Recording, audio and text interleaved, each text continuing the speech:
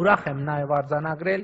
որ Թուրքիայի հետ Հայաստանի ծավալած դրական երկխոսությունը հույս է տալիս, որ մենք առաջիկայում կարող ենք նաև Հայաստան-Թուրքիա սահմանի բացում ունենալ։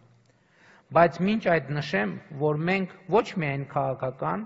այլև տեխնիկական առումով պատրաստ ենք հենց այսօրվանից, առանց չափազանցության հենց այսօրվանից, Հայաստանի Հանրապետության տարածքով ապահովել բեռնատար ավտոմեքենաների տարանցումը Թուրքիայից դեպի Ադրբեջան և Ադրբեջանից դեպի Թուրքիա։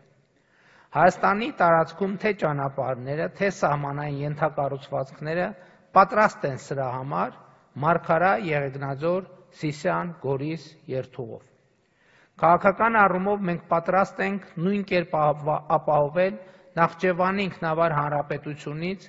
դեպի Ադրբեջանի հիմնական մաս և հակառակ ուղղությամբ տարանցումը Հայաստանի տարածքով,